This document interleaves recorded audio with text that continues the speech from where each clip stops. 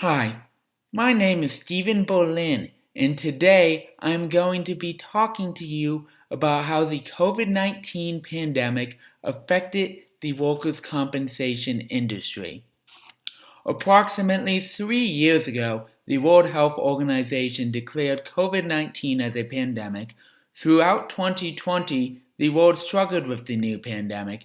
An estimated 5% of infected individuals exhibited severe symptoms, causing many to become critically ill. The United States, like all other countries in the world, was not prepared for the onslaught of COVID-19.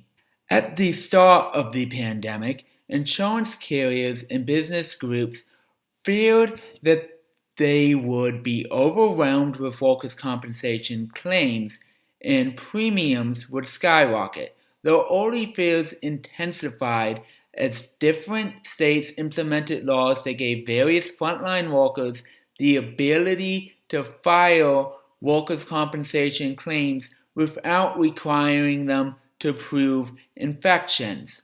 Additionally, medical experts discovered that a percentage of people who had mild COVID symptoms when initially infected started to exhibit persistent non-organ related symptoms that affected their abilities to function in everyday life. This condition, called long COVID, added another concern to the analysis of how best to treat and account for the effects COVID-19 would have on communities and businesses. In its most basic term, workers' compensation provides protection for employees injured in the course and scope of their employment. Logically, that is simple to prove. However, it gets more complicated when it comes to occupation disease cases. Specific eligible diseases vary by state. However, most states' workers' compensation laws do not compensate for ordinary diseases of life. Ordinary diseases of life are diseases to which the general public is equally exposed. A simple example would be the flu, a community spread disease. When the concept of occupational disease was put in place for workers' compensation, the whole idea was to compensate workers that contract certain occupational diseases in certain high-risk jobs. To address these occupational diseases, many states have workers' compensation presumption laws.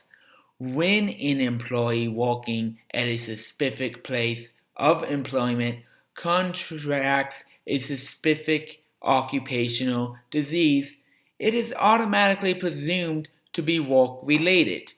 The burden of proof falls onto the employers to prove otherwise. However, states logically classify occupational disease presumptions as rebuttable, meaning the employer can argue that a claim was caused by conditions outside the scope of employment. This can lead to lengthy and expensive court cases. State policymakers throughout the country trying to help workers infected by COVID-19 began taking actions to extend workers' compensation coverage to include first responders and healthcare workers.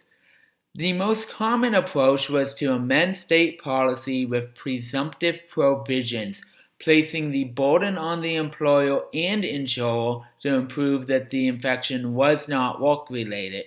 Many of these presumption provisions do expire in future years. Presumption laws for a communicable disease was new territory for companies and insurers, raising legitimate concerns that these policies would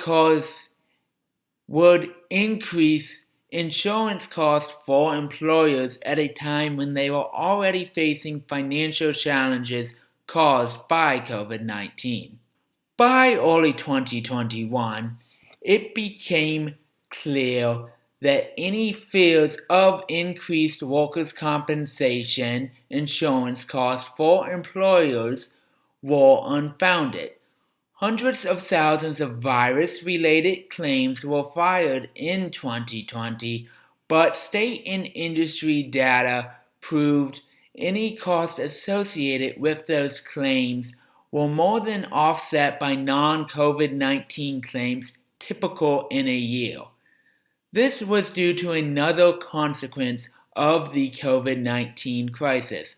Layoffs, shutdowns, and remote work greatly reduced the number of workplace accidents and injuries.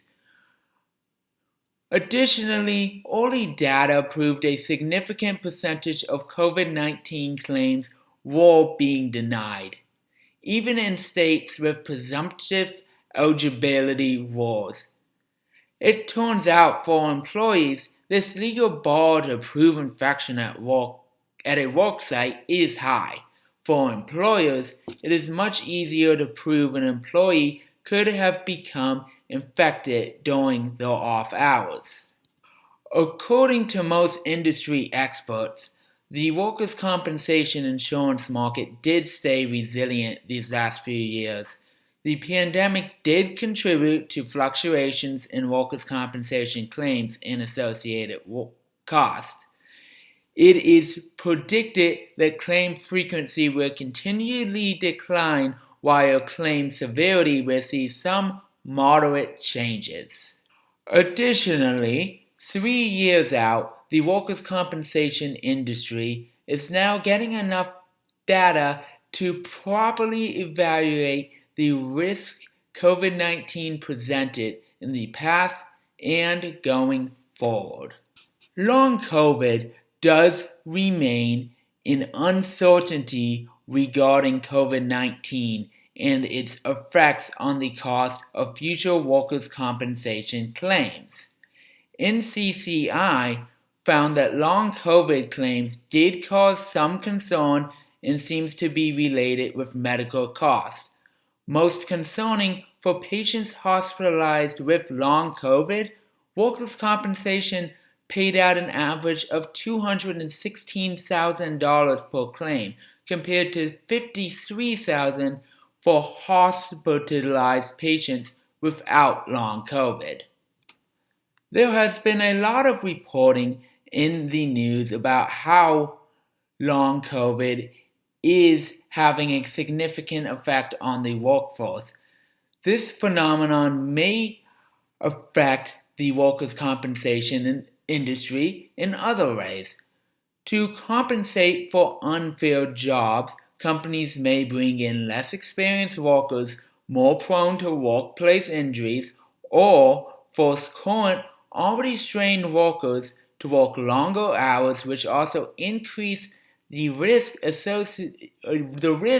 of workplace injuries. Also, employees working with severe symptoms of long COVID may increase the risk of workplace injuries. As stated earlier, despite fears of workers' compensation claims exploding at the onset of COVID-19, the industry actually fared well with little changes in rates. Long COVID costs could cause more concerns in the future. To offset this, though, more people with long COVID seem to be staying out of the workforce. Studies are ongoing to determine if currently approved vaccines and antiviral medications decrease the risk of developing long COVID symptoms. One thing all businesses need to remember, COVID is still going to be having effects on the world for the foreseeable future.